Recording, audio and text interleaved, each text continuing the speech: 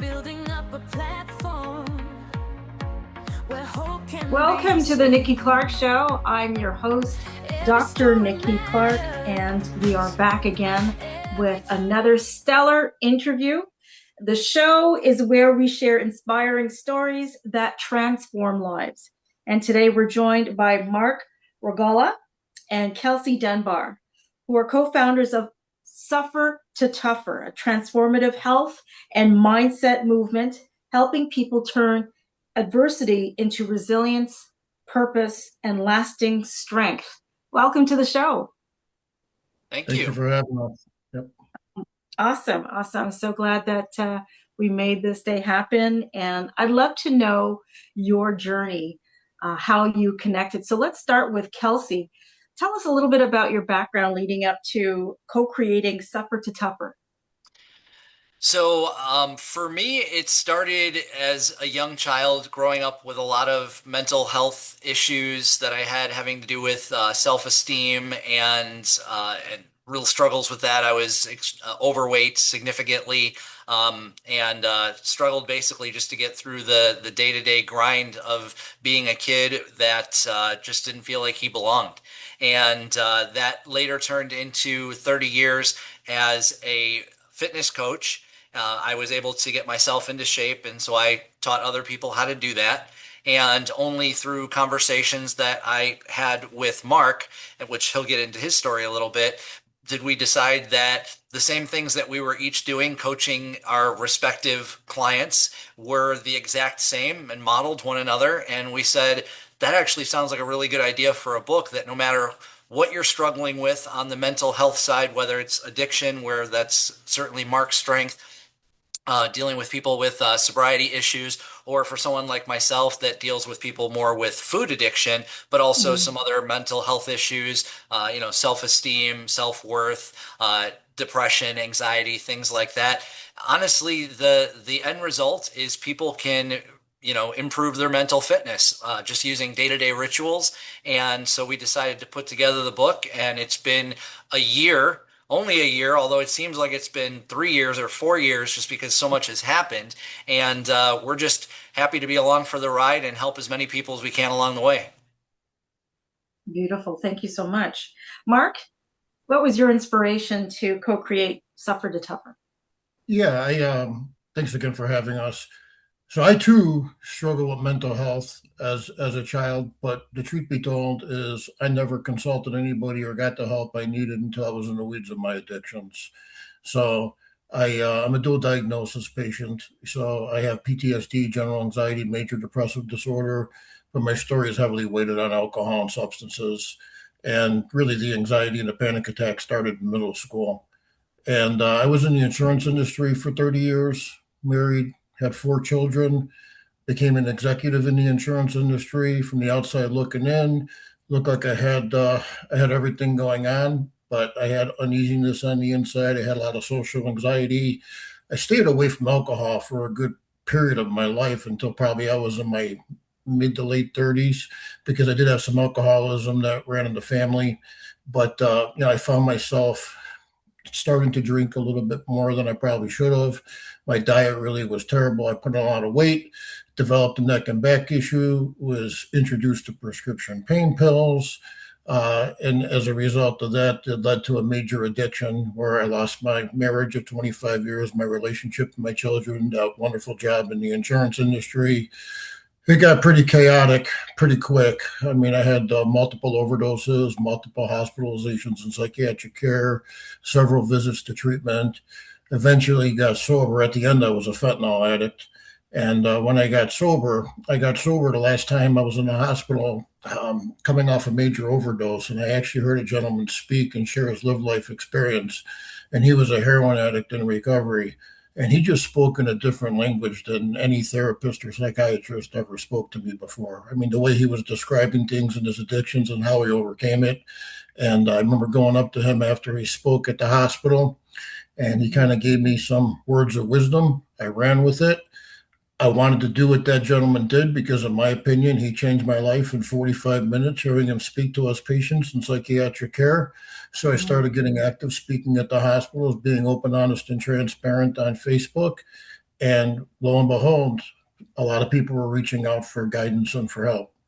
And one of the individuals that reached out for guidance and help was a mutual friend of Kelsey's and mine.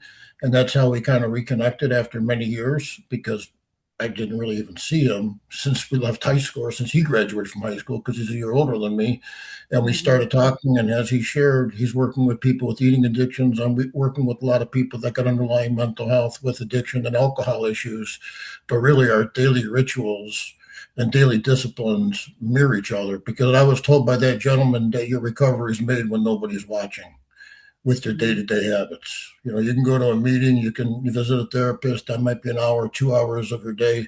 What are you going to do for the remaining 23 to 22 hours a day that you're not in a group or not in a meeting or not in front of a therapist? And I took those words to heart, because he had street creds. He was explaining things that, like I said, no therapist or psychiatrist was able to explain to me. Yeah. He was able to get to a soul connection, and you resonated with them, which is amazing. Yeah. So let me ask, Absolutely. thank Sorry. you. Marc, I wanted to ask you, why did you choose the name Suffered a Tough? What does that represent? Well, what happened was is I was open, honest, and transparent on social media. And I had so many people reaching out that I wanted to have some separation between my personal page, and then I wanted to start a recovery page. And I was just playing with words one day. And there's a quote from the Dalai Lama that always resonated with me, that Mm, pain in life is inevitable, but suffering is optional. And I felt that I was suffering for a long time because I didn't know how to get through the pains in life. mm. But being able to get on the other side of addiction and live a recovery lifestyle, as a result of that suffering, I became tougher, and that's where the name came from. It was just a catchy name, but it had meaning behind it from that Dalai Lama quote. Okay. Love that. Thank you. Kelsey, so your movement, co-movement, focuses on addiction, trauma, depression, and resilience. What gap did you see that needed to be filled for Yeah, I Kelsey? mean, it's literally what we call the transformation gap. And Mm, what we mean by that is simply that when you ask people, like all my years as a fitness coach, I would ask people, do you really need me to tell you that you should exercise? Do you really need to tell right, me what is a healthy food and what's an unhealthy food? I'm like, so you shouldn't be eating pizza, you shouldn't be drinking alcohol excessively, you know all this stuff. So what I'm here for is the accountability aspect of it, and to help you go from knowing that something should change to actually changing it. And right, so that's the transformation gap. It's knowing what you should do, knowing you need to change, but actually to end with the excuses of, well, I'm not ready, or I'm not sure what to do first, or I'm not sure if this is the right time. And the right time is right now. And the right thing to do is the next right step. Whatever that is, a lot of times it's a very small step. It's building up the wins, building up the dopamine, the checking the boxes, and saying, it's that person that advises that when you wake up in the morning, make your bed first thing, because just the act of making your bed means that you already did something productive for the day, and you start out that way. So mm, sometimes that first step, it looks different for everybody, but at least it's taking one step forward and only comparing yourself to the person that you were yesterday, not anybody else. I love that. And I think there's something really brilliant about being a coach, is that you don't necessarily give the answers because, like you said, people already know the answers from within. You just help them kind of become more self aware and accountable to their behaviors. So I think that's amazing. Let me ask you another question, Kelsey. You say that pain is a portal. Now, what does that mean in practical terms? Yeah, and that's just the fact that you can find purpose in the pain. I think that life's biggest learning opportunities come from the struggle. Mm, And whatever you learn from it, you can build from it. And I think that a lot of times we don't learn when things are coasting, when things are going great. We're just going along because we're happy to be going for the ride. But right. when you have those moments of struggle, that's when you find out what you're really made of. And that's where you learn your best lessons right there. Absolutely. Thank you. Mhm. Kelsey, I'm going to ask you this question. How can someone begin rebuilding after hitting rock bottom? Honestly, I would just ask them, what is one thing that you could change right now that you feel like you could stay consistent with? And Mhm. that's what you're going to do starting today. And whatever that answer is, again, letting them find their own answer, because then it's much easier to hold them accountable. I think that when we try and come up with the solutions for them, then they say, "Oh, I couldn't measure up to what you said that you, or what you thought I could." Well, in this case, they're the one who comes up with the idea. So in Right. other words, they can't throw that back on you and say that you set them up to fail, because you set them up to succeed by saying, you pick it, you decide. What is it that you think that you can do? And then I'm just going to hold you to that, and just starting there. Excellent. Thank you. Marc, I've got a question for you. What are the biggest misconceptions people have about mental toughness? Mental toughness. Mhm. I think that, well, first of all, I think there's a misconception when it comes to mental health. I mean, everybody has mental health. And I think what's interesting is when you talk about mental health, people literally get defensive Yeah. because of the fact that they think it's actually a negative connotation, that it's something negative. And the biggest thing about mental toughness is that, when you're talking to somebody that's going through some struggles, they feel that they're weak, or that they failed. And I felt that same way too, when I was going through the weeds of my addictions. But Kelsey and I always talk about thresholds. You hit a strength threshold. You do possess a strength. And that's what we try to remind our clients about. You do possess a strength, but you just simply hit a threshold. And by applying the principles in the book, it's actually gonna take that threshold and elevate it where you're gonna be able to handle more pains and more struggles of life in a much healthier way. Excellent. Can you define supported strength? What does that mean?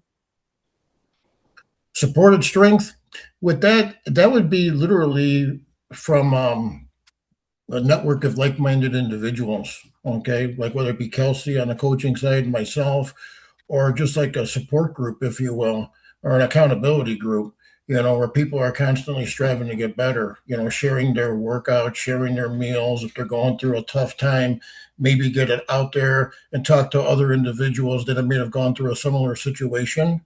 And how they were able to get through that similar situation in a healthier way. I think that the biggest thing that people have out there right now is they think that they're on an island, and a lot of times they think they're the only one that's dealing with these particular issues, and that is so not the case. That's exactly how I felt when I was in the weeds of my addictions. Then I came out on the other side, and I started being open, honest, and transparent on Facebook, and it was like literally the floodgates open. I mean, this is everyday stuff. I mean, you'd be pretty hard pressed to find a family that doesn't have somebody struggling on the mental health or some type of addiction side. So I Mhm. think it's very important that they get the support to be able to create the structure and the disciplines for it to become a lifestyle where they can actually move forward and live a recovery lifestyle as opposed to just staying sober, if you will. Mhm. Excellent. So tell us about the book, Marc, Suffer to Tougher From Rock Bottom to Real Strength. What can the readers expect?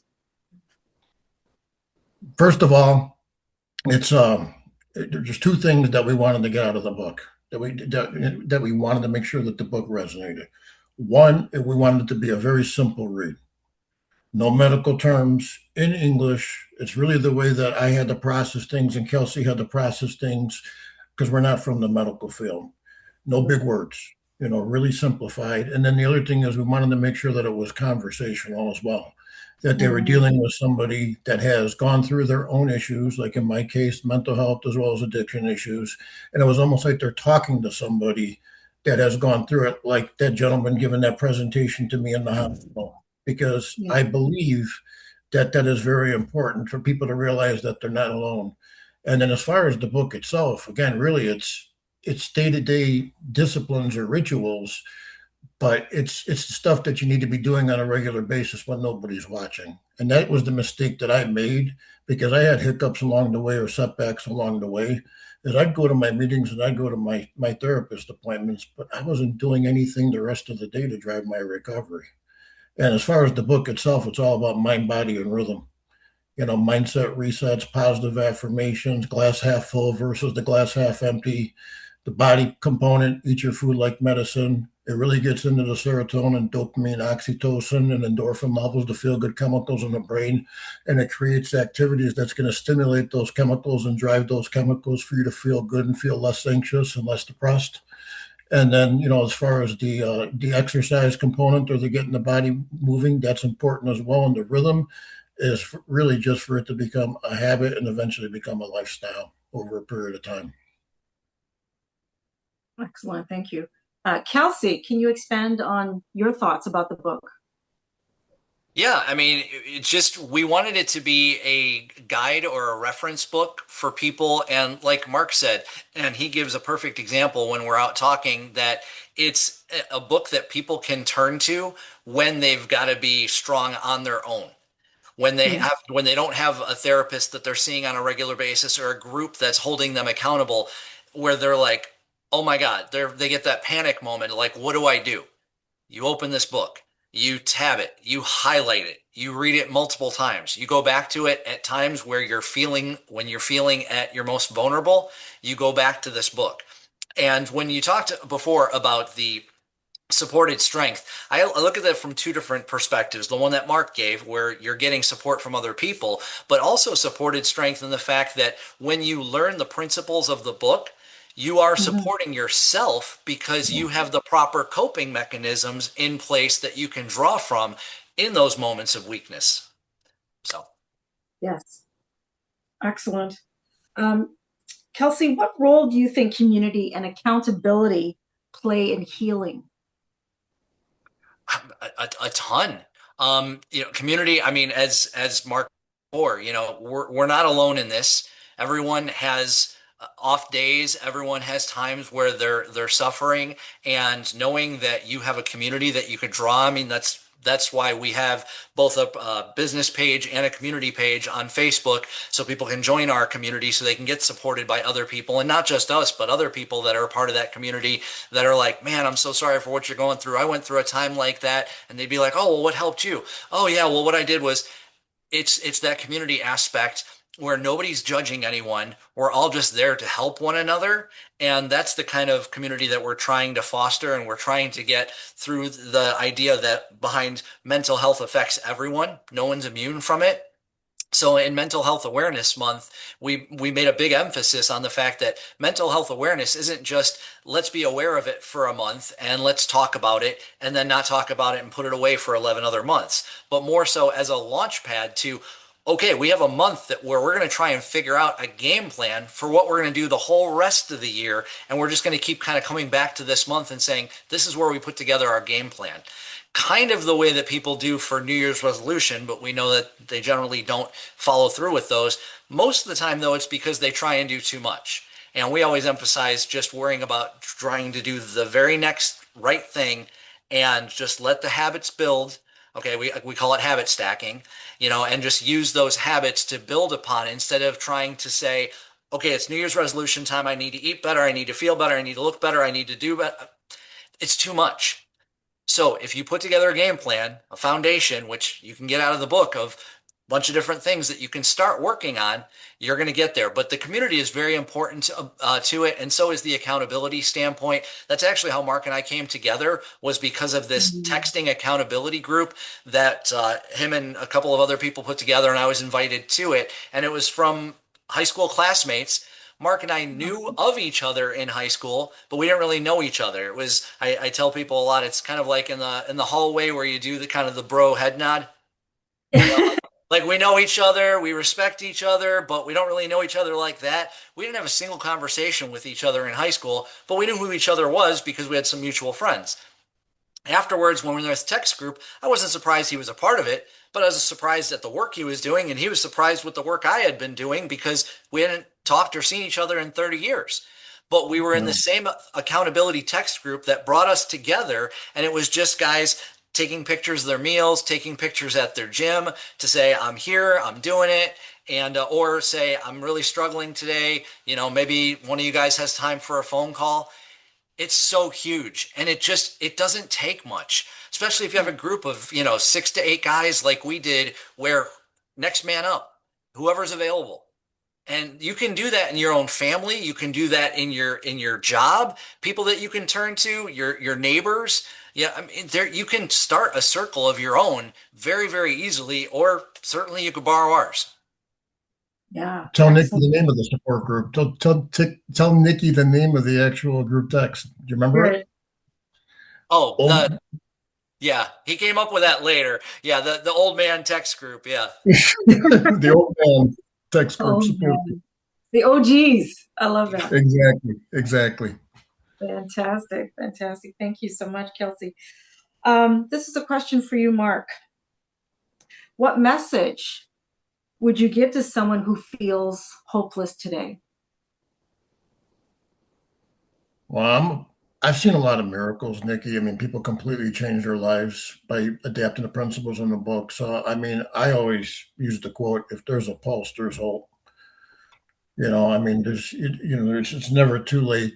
Your current situation is not your final destination. It's never too Mm, late to make some changes and improve your quality of life. Whether it's mental health, whether it's mental health and addiction. I mean, the book is almost like I would consider it self-help because we've had people that struggle with diabetes and MS that use the principles of the book to kind of help them, get their diet under control and lose some weight with diabetes. And another individual I know was using it for MS to try to prevent like relapses on the MS side. So that's the biggest thing. Is your current situation is not your final destination, and if there's a pulse, there's hope, no matter how bad you perceive it is. Because I was pretty bad. I mean, I was dead a couple times and revived. And now I'm here today talking to you on this podcast. So I'm one of those miracles. yeah. Looking good. Good looking Appreciate, miracle. appreciate it. Thank you. You're welcome. And Kelsey, how can people get a copy of the book? Where can they go? They can go right to our website, which is suffertotougher.org, O-R-G, and the T-O in suffer to tougher, not the number 2. Okay. And if people want to reach out to you and get some coaching, support, follow you on social media, where do they go? Absolutely. So, I mean, Marc or myself are available on our personal profiles on LinkedIn and Facebook. On Facebook, we also have our business page, which is S2T Nation. And the community group is Stronger Together with S2T. And then our podcast is Rebuild and Fulfill, which we put most of our extra bonus videos and stuff on our YouTube channel. So we host it on all platforms, but our YouTube channels is usually where we guide people to so they can watch us as well as listen to us. Okay. And how do people get to be a part of your WhatsApp group? How do they become an OG? The WhatsApp group? Yes. Oh, you mean the text group, though? The text group. Okay, Sorry. yeah, it's through regular text message, not on WhatsApp. But we can take on an honorary member for sure. Awesome. Thank you so much.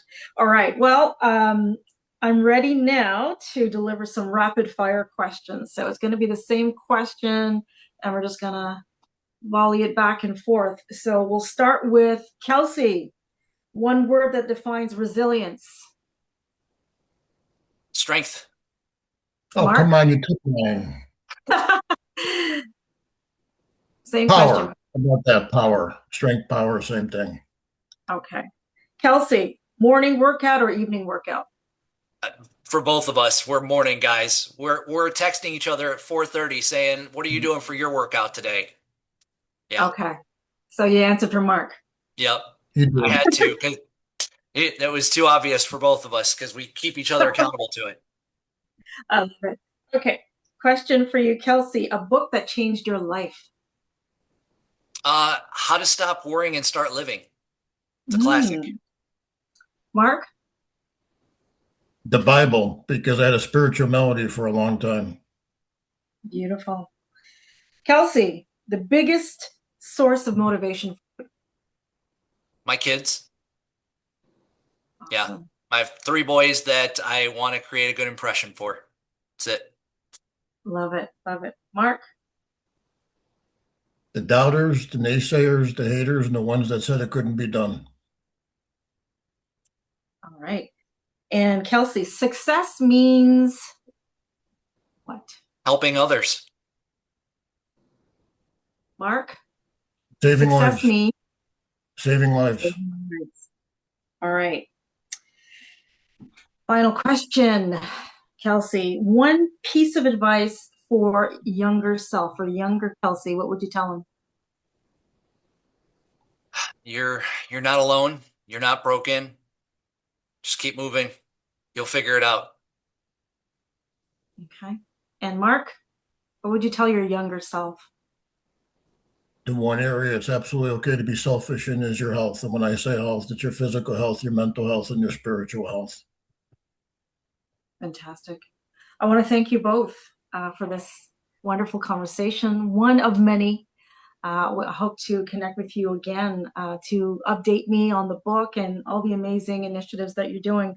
Any other upcoming events that you have going on, Kelsey? We have a big one coming up in September. I know it's a little bit out, but we are doing a virtual summit. So it's going to be over 50 speakers that are going to be talking about that transformation gap that we were speaking of before. And it's going to be going on for 6 straight days. It's the 24th through the 29th. It's going to be virtual. It's going to be a free event, and we will make sure we get you the details, and you can send those along to your listeners as they become more available. I would love that. Thank you so much. So I want to thank you again, Marc and Kelsey, for sharing your inspiring journey and reminding us that even life's greatest challenges can become opportunities for growth and transformation. I wish you continued success with Suffer to Tougher and encourage our viewers to learn more about your important work. Thank you so much for your time. Thank Thanks, you. Kelsey. Marc. Thank you for having us. My pleasure. I want to thank everyone who stopped in to watch this incredible interview. Please reach out to Marc or Kelsey on social media. Go to the website. You've got to take advantage of that amazing summit that's coming up in September. I'll share the details with you. And remember, stay empowered, stay informed, and stay transformed. God bless.